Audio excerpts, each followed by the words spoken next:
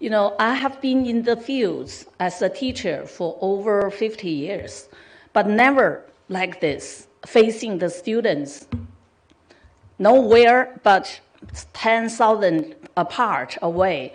But we can discuss the issue, listening to the presentations, and discussing simultaneously. You know, technology changed the world. And for me, it's unique experience.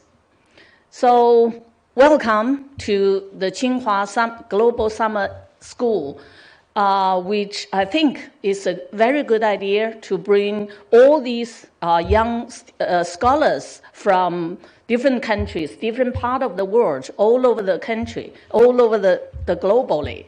So if we, you know, have a chance to discuss the issues in education, many topics comes out. So start with the questions. As a teacher, always raise questions, right? So what's the question? That question is for you and for me too. You know, when you see the topic of this global summer school toward a post-pandemic world, what comes to your minds? What's in your mind when you see this topic? Another question going with this. Has the COVID-19 crisis changed our lives and our institutions like university, colleges? Are we coming back or going forward after the crisis? Who knows when the crisis ended? But we need to think about when we really ended this, where are we going to go to do? Post-pandemic world, I think, is not a period with a clear timelines, but a kind of changed status or physical, psychological situations which we may feel it without clear definition. And talking about Chinese education or education, higher education in China, you may know that China's higher education is built on a residential model.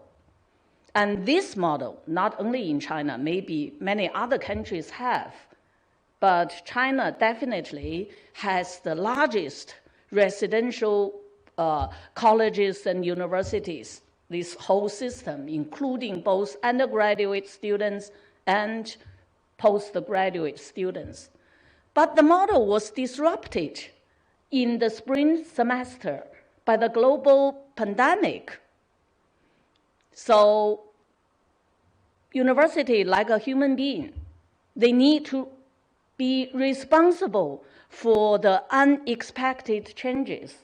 What Tsinghua action when we have this unexpected crisis? On January 30th, 2020, the university announced, post upon returning to the campus while commencing courses as scheduled, actually 3 days earlier than the ministry sent the documents. Qiu Yong, the president of university, taught the first class online on February 3rd with over 50,000 participants globally. Just think about it. One classes accumulated 50,000 participants. And in the spring semester, which we just finished, a total of 4,400 online courses were delivered with an accumulated participations of more than 2.2 million students and teachers, totaling over 4.2 million hours around the university. What a big number. And look at these pictures. See these are very, very, famous professors in physics department, Professor Zhang Li, who is over 95 years old, teaching online. I really admire him because I'm a little bit nervous. Next semester, I have to teach online. And I'm not that skillful like Professor Zhong can handle all these technical problems. But I definitely will learn like Professor Zhang Li, over 95 years old. But the situation is that not all professors like Zhang Li, have this kind of online teaching experience. When the university start these online courses, the situation is that only 15% of faculty members have online teaching experience. So the university organized a 3-tier training system to provide trainings for faculty members in online teaching skills, including time arrangement, class interactions, and the ways to assess the process. The training involved more than 2,600 teachers and 2,300 teaching assistants and volunteers within 15 days. So that's really a big, big project. And this shows that in Tsinghua, we have variety of online learning platforms and tools. And if you see, the video conference software, Rain Classroom, and WeChat are most frequently used tools in online teaching. Particularly this one, we call the Rain Classroom, which is a very smart teaching assistant, was designed by XueTangX with functions of playback, leave comments, and note submissions, etc. I believe some of you may already use this Rain Classroom or XueTangX. These pictures shows Tsinghua students not only taking lectures or courses theoretically taught, but also try some hands-on experiments. So the teacher sent the instruments, experiment tools to the students. When the students receive it, they're really happy, and then they use it at home. So the teachers and students are working nicely together to make the teaching and learning successfully online. And this April, CCTV make a special program called Tsinghua in Cloud to tell the story of Tsinghua's online education. And so you see, this Professor Zhao is teaching the physical training course, how to play volleyball, how to play basketball, and how to do that, not in the playground, but at home. And this one, the professors try different tools to really connect it with the students, interact with students. The most interesting part is that we have these ceremonies, activities in cloud. I have never had that before, but it's really exciting. In the spring semester, over 3,300 undergraduate students and over 4,000 graduate students graduated at a rate almost the same as last year.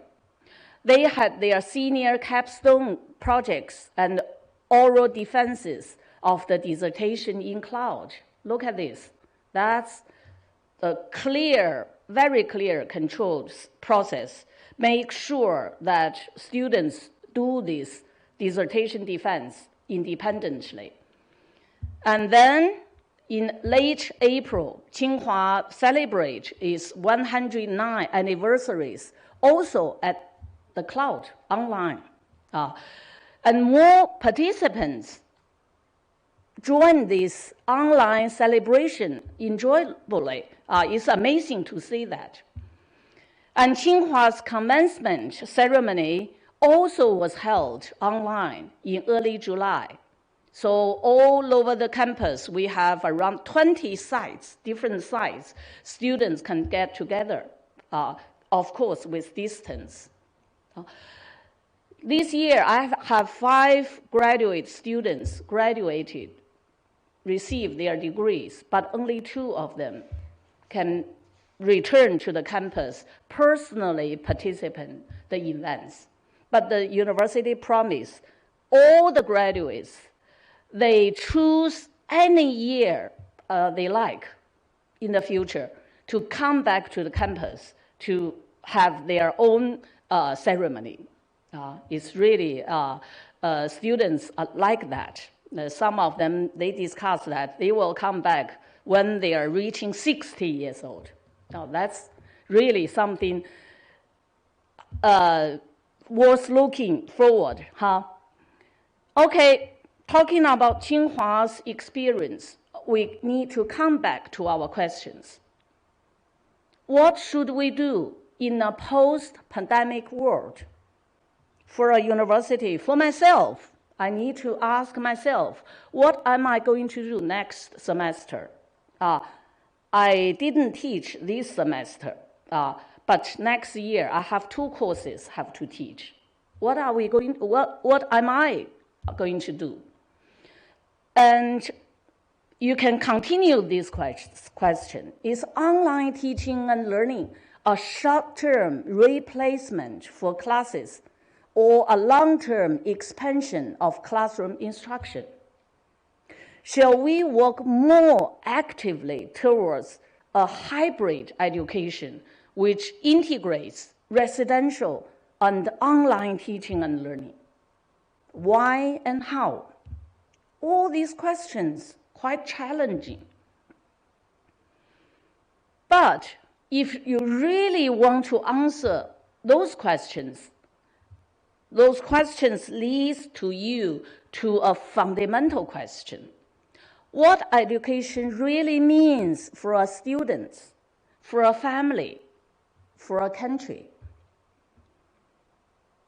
What change can education bring to a person's life?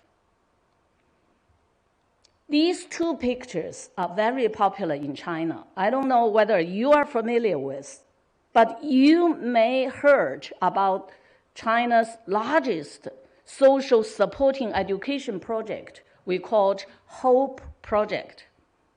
That's in 1990s, almost 20 years ago. You know, because of the economic situation, some remote or rural areas, some families could not afford to send the children to school. Not only, charge, although the public schools have no charge at all, but children are needed to work for maintain the family's, life because of the low economic development. So at that time, look at this little girl, the pictures.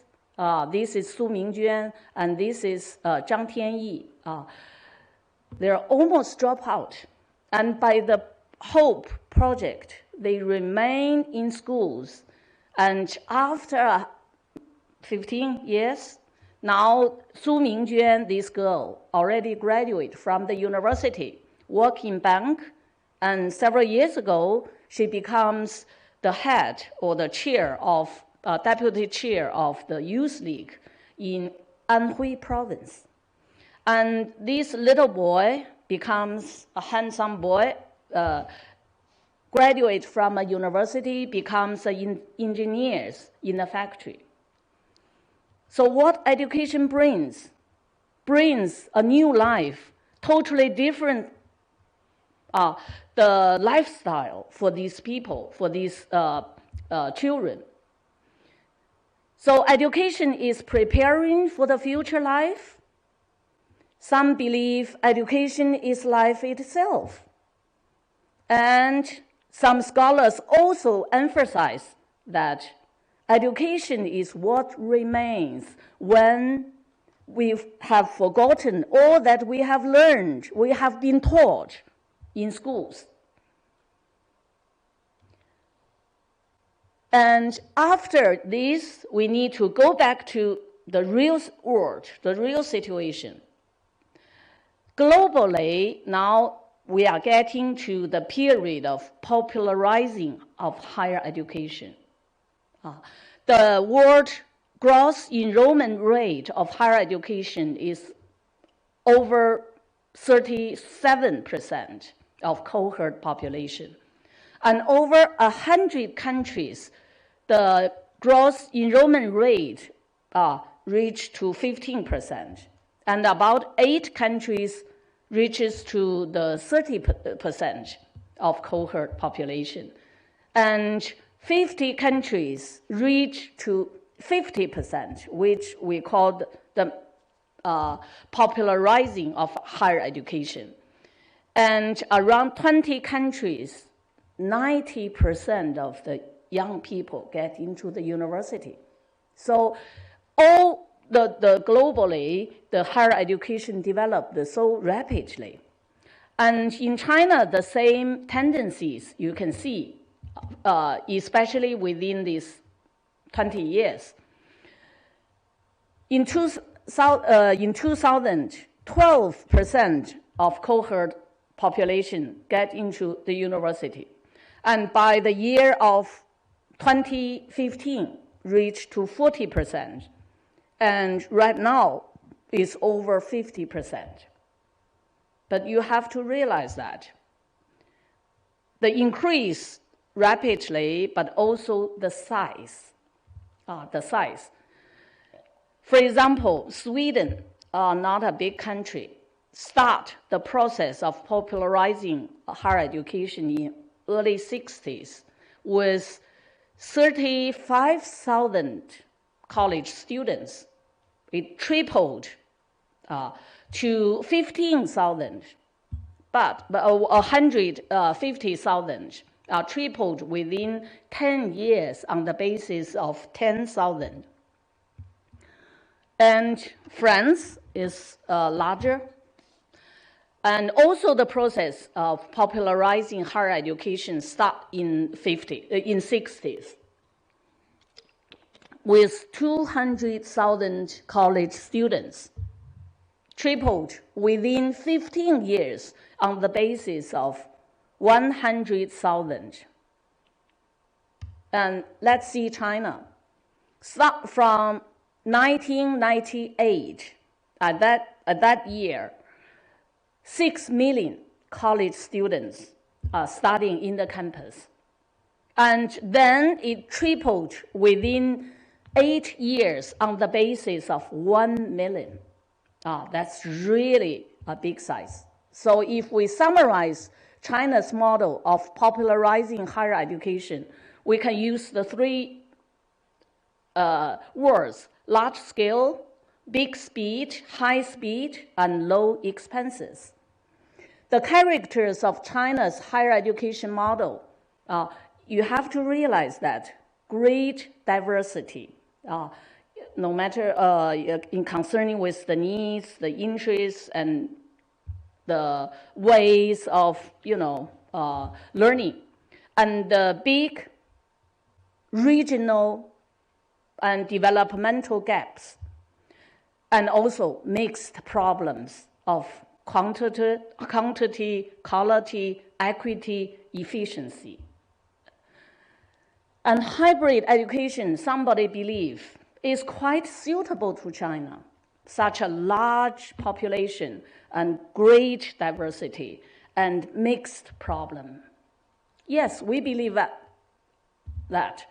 Although we tried very hard but the pandemic crisis really forced us to make the hybrid education come to true. Crisis brings both problems and opportunities. So we need to explore the new opportunities hidden in the COVID-19 crisis and embrace the emerging landscape of online education. So that's why Tsinghua responds to the crisis so actively using this online education. And we need to turn the compelled reform, you have to do that, of teaching and learning into a well-planned and better prepared comprehensive reform in higher education, including curriculum design, in and out classroom teaching and learning methods, and assessment system. That's exactly what Tsinghua is trying to do. Okay, after this, the basic introductions of the situation in Tsinghua as an example to show the situation in China. I'll share with you some of our research findings, particularly from students' perspective, from students' eyes, students' experience. And the issues will focus on how to be an effective learners in a changing society. I will use this, you will hear CCSS quite oftenly because CCSS is, we call the shortcut, is a China College Student Survey, which started in 2009, a pilot in 2007 and 2008, and officially started in 2009 in Tsinghua, which the team I really worked with as the team leader for over 10 years. And now it's already become the largest national college student survey in China and accumulated about over 1 million student level data. So when you see this data, a lot of things comes out. Some of them you may familiar with, students' feeling, but some of them beyond your expectation. I really feel this data is so powerful to show what the students want to say, what the students are facing. Now we have different tools in this CCSS. We call the green paper, blue paper, yellow paper, and purple, which all the questionnaires fitted for different type of students. For example, green questionnaire, that's for regular institutions, regular university students. Yellow one, targeting on the vocational and application-oriented institutions. And the purple one is specially designed for Tsinghua students, undergraduate students, and is a follow-up study. We start from the freshman all the way to the senior and see how the students make changing during their 4 years in the college. Okay, let's focus on the ICT assistant education, online learning, and the topic which we try to aware that currently in the pandemic situation, actually the efforts to push this ICT assistant education much earlier than that. The MOE, the Ministry of Education in China, issued quite a number of documents to push the using ICT, modern technology, to reform education. The most important one issued in 2018, called Education Informatization 2.0 Action Plan, is really give set up the goal that by 2022, we will build a platform for Internet plus education, strive to build a new mode of talent training in an era of Internet plus. And so our survey shows from the students' eyes, it's a student survey. So students perceived the policy, the government policy carried out in their own university. You see the blue one representing the university policy perspective. Students' response that university continued encouraging students using information technology from the year 2011 all the way, all the way to the 2019. And the red one, the line representing the students' ICT skill, students' self-reported ICT skill, and also increased, may not as high as the university policy, but is increased. And these data, the total number is over 697,000 based on our database. And we try to see the different methods in online learning. The blue one is representing the online assisted general courses learning. So you see increased within these years. And the red one, that studying course entirely through online.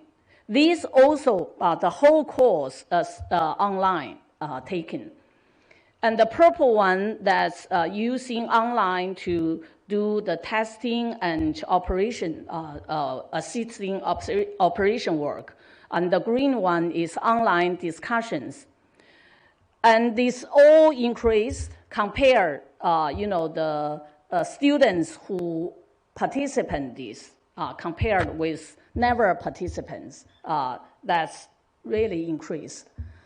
But one thing we find out that the students' online discussion increased not as high as the other three. But if you go to another angle, the relationship between online learning and students' learning motivation and learning outcome, you will see very different pictures. Learning motivations, we use the students who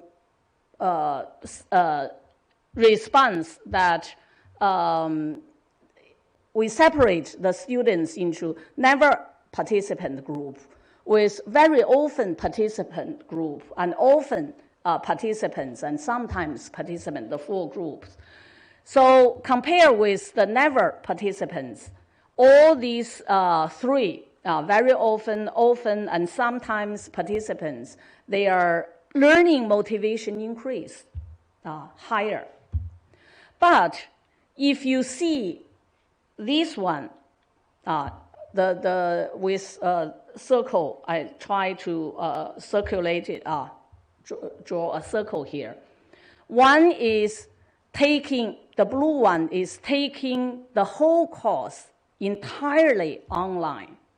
You will see the drop or all the, the not increase, but drop out even the lower down than the counter group. And the discussion group, join the online discussion group, that's increased the most highly. So if you see the students' online learning behavior and learning outcomes, holistic development, ICT skill, you see almost the same thing. These two groups, opposite. So I try to get one conclusion, not the, the conclusion, but the research finding is that students who take the whole course completely online seems benefit less, or even negative in motivation and holistic development. So why that? Why taking the whole course online, students benefit the less and even negative? For answer the questions, we need more deeper investigations. But if you go a little bit further, if we connected this issue with another finding that students who use online discussion, this function, online discussion with others, benefit more, we may have some conclusions that students' learning is a kind of socialization process. So students is not just learn itself, himself. The active interactions of students with their teachers, with their peers, are very crucial in the process, no matter it's face-to-face or it's online. Online education, since students learn themselves, seems with the machine, the online discussion integrated with, interactive with others are even more important. So we find out that when other behaviors remains the same, if students who take a course completely through online platform increase the frequency of online discussion, their scores in the holistic development, ICT skills, learning motivations, and professional competence will be significantly improved. So we have to say, online learning make this interactive learning even more important. Okay, this is another survey which we did, online education during the pandemic period for Tsinghua students. And we find out that students are quite happy with the online learning, and the bullet subtitles, course playback, the functions could help them to maintain concentration and improve their interactive engagement. From students' perspective, the interactions among students significantly decreased online, while the interactions between students and teachers seems increased. So that's, when we find this, we are quite happy that teacher really makes efforts online teaching, because face-to-face situation, some students complain that teacher ignore them, not many interactions. But when the online seems teacher even emphasize more the interactions with students. And the survey from the teachers shows that from faculty's perspective, most of teaching behavior not change so much, except using ICT. Almost all teachers increase their ICT skills, but not the other. So online teaching is a change on behavior, but you cannot expect this change of behavior will change everything, change their mentality, change their attitude, change their way of teaching overall. No, actually not. But also, research finding shows that faculty really concerns on teaching and learning interactions. That's important. From faculty's perspective, the most challenging issues in online education is ensure the quality of teaching interactions. Okay, so interactions always comes out as an issue.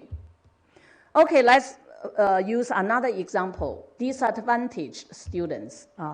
Disadvantaged students, you can identify as rural students, poverty families, and disabled. Or here I use the categories: the first generation college students at home. This group in China's current situation is large. Currently, over 70% of college students are the first generation of college students in their families. So these first generation college students, not necessarily poor or poverty, from poverty region, no. They are not necessarily low performance. No, their examination score is as good as non-first generation. The problem is that their lack of social capital, cultural capital, and the adaptation of college life may be more difficult compared with the non-first generation. So when you see this based on our CCS data, over 70% of current college students are the only child, the first generation, and the top universities has less percentage. The double world-class university has less. So it's still connected with the social status. And we use our data to portrait, to give the learning features of first-generation college students. They are good students, come to the class on time, hand in the homework on time, and good examination scores, but they lack communication with others, lack presentations or questioning in class, spend more time on playing game or online videos, and constrain themselves in a small social circle. Lack support from other important people, even they need it, but lack of this support. Less extracurricular activities, easily to be ignored. So that's their features. And in the performance in the classroom, the actively participant classroom discussion, raise questions, we call this active learning. Their lack of, compared with the first generation college students, they have received the low scores in active and reflective learning. And another character is the low scores in academic interactions with faculty and peer students. So another important issue that the participants, the high impact practices, activities, their scores are much lower. That's based on the research. If socialize these extracurricular activities, the more the participants, the higher, socialize and the higher achievement, the higher motivations they will have. But compared with the counterpart, the non-first generation, they're much lower, especially in the activities, extended educational activities and research-related activities. So our research funding also finds how to improve this, how to improve the first-generation college students to participate more these high-impact practices. We find out that the students who had more advice from faculty members on career development, on future career participate more the higher activities. And they perceived more financial, developmental, and social support from the institutions participated more in these classes. So come to the end, we need to construct an integrated model of improving student learning. Student learning and growth is really a very complicated issue or process. There are social impact, family impact, and their physical conditions. And when they get into the university, you see both families and society still works as influential factors, but more from inside schools, especially faculties, teachings, extracurricular activities, peer groups. So all these factors, if they influence the students by the interactive way, interactive learning, it will stimulate students' socializations and then help the students to become the competence as professionals, as a citizen, as play their family role. So I think this whole process is something which we need to work out, not only in the pandemic period, but also in the regular education as an education policy. Okay, let's get back to the main questions. How to become an effective learner in a changing society? Although we use a lot of cases to show, the first generation college students, the students who, participants more or less in the ICT or in the online learning, it shows that learn and practice with great devotions and aspiration, live and work in an active and constructive way, and pursued truth both independently and interactively. Finally, the COVID-19 as a disease will go. No matter a year, even longer, it will go. Maybe new will come.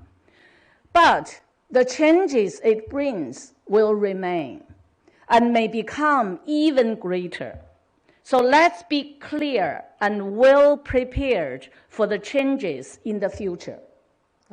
No matter what futures we are going to facing, adapt yourself into the situation and try to learn to go with the society and try to solve the problems in a positive way, in an interactive way. I think that's the effective learner really means. Okay, this is something which I want to share. And Tsinghua really, I use this picture because I like it. It said, the dreams start to fly in this campus. At your age, it's a time to make a dream. It's a time to make a new start. And let's do it. Thank you.